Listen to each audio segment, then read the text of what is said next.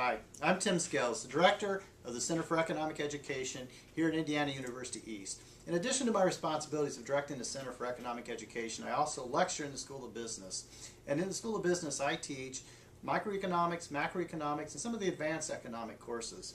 Now, when we talk about economics in my classroom, we have several different ones we talk about. We talk about social economics, we talk about entrepreneurial economics, we talk about environmental, we also talk about political, historical, sometimes we talk about financial economics and sports economics. Today, in this video, I'm going to concentrate with you on entrepreneurial economics. That's when people are actually getting into the resources. They're turning into products, but they're also making the production, making the better quality of lives for them, their families, their loved ones, their communities, their world. So we're going to talk about entrepreneurial economics, and this is where it started, right here on the bridge, when myself and some students came down and we created Build a Rock. You've heard of Build a Bear, I'm sure. This is Build a Rock. We went right down here to the body of water. We picked up a rock. This was the rock we picked up, the very first rock. We brought it back to my office and we created Build a Rock. I'm extremely proud of that program. This is like the biggest award I could ever get, and it comes from students and with students. From this, what we did is we created the project, the workshop. We take teachers to the river. We pick up rocks, we bring the rocks back, we turn them into products. The rock is a natural resource from the river. It costs us nothing. We bring it back, we turn it into a product. Something as simple as this right here. It's a rock, the teacher brought it back, painted it, made it pretty.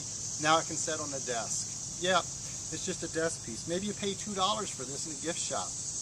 But it's a thought. It's taken a natural resource and turned it into a product. Okay, I just spoke with you about Build a Rock, where we take people to the river, we pick up a natural resource, and we turn it into a product. We did that with over 3,000 individuals. It was time to change it up. People like what we're doing, but they've done it. So now what we do is we use wood.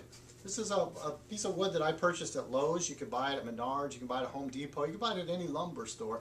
But what's better than buying it is getting with builders and just getting their scrap wood. A lot of times they'll have a piece that's a short end that they're not going to use, they're going to throw away. Have them throw it your way.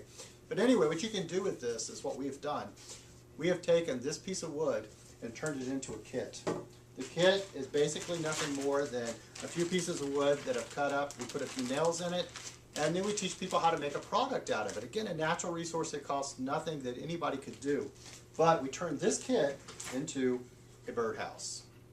We have a competition on campus. We teach people how to take a natural resource, turn it into a product. We've had many, many, many different things that have come out of it. We've had things that are really ugly that would never sell to things that are very, very nice that could sell for $30 or $40. I'm going to give you an example. That birdhouse right there with a little creativity turns into this birdhouse right here. You can see the structure of the house just a little built on to a functional swing.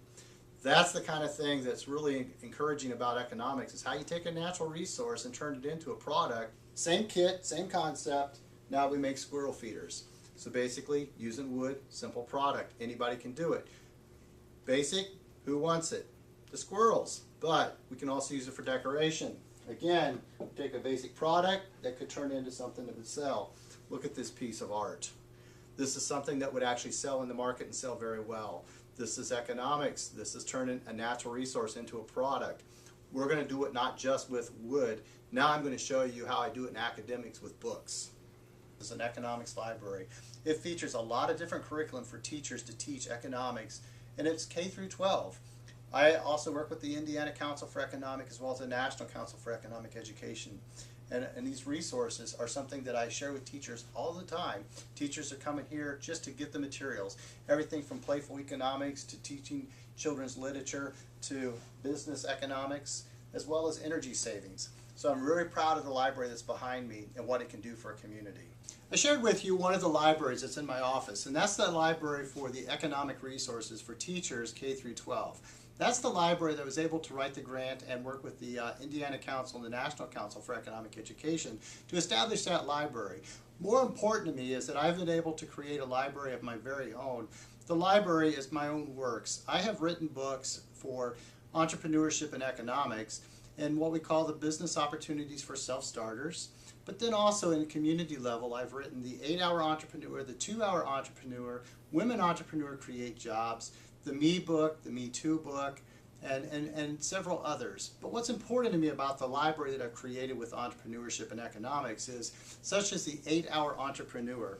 I write the curriculum, I develop it, but then for the cover, what I do is I take wood, make an 8, and allow the students to paint to the 8. So it becomes a piece of art. Same way with the 2-Hour Entrepreneur. The 2s, I buy them in wood, and we add it to the book. So as you can see in the library behind me, we have a variety of the 8-Hour Entrepreneur as well as the 2-Hour Entrepreneur. Students are involved. They hand paint these. Then they come to the library, they come to the office to share others, their families, maybe other students on campus, about their involvement with the Center for Economic Education and what their art looks like. So it's engaging the students, and it's not expensive. Me and Me Too is math, entrepreneurship, and economics. We use this in the high schools, and we teach students about how to take a case study in entrepreneurship, apply the economic concepts to it, and create a business. Now myself and 2 students, and now 3 students, are the co-authors of Me and Me Too, which has won Best Paper at an academic conference and is published in a national journal. So that's engaging students in bringing entrepreneurship, economics to the marketplace. In addition, the 2-Hour Entrepreneur, I am the author, but I've had students and community members that wanted to translate it. So now we have the 2-Hour Entrepreneur available in United States, Japanese, Nepal, as well as Turkey. My passion is to teach economics, but it's even more so my passion to show the understanding of it. So when I get the students engaged and get them to doing things, that's what's really fun. But it's also about the community members and other people around the world. So I hope that you can take some of the stuff that I've shared with you today and create it yourself as well. It's all about natural resources. It's not about dollars. It's about just taking simple things like the rocks, like the wood, like the books, a little bit of paint and creativity and making things happen.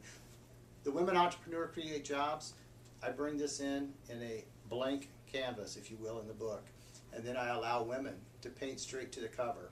This was a student in economics that got excited and wanted to do it herself, and she did a beautiful job. We have other examples here of works of students who have painted straight to the covers of the books, and I think it's just amazing how we get students involved.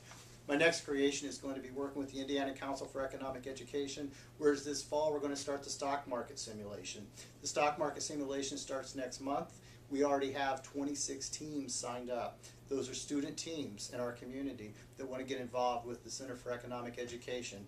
I'm very, very pleased about my outreach. I can tell you that we have probably 80% of the students in this county working with the Center for Economic Education in some way, and that is attributed to my ability to be able to teach and make it fun and make it understandable. Again, thank you for watching the video.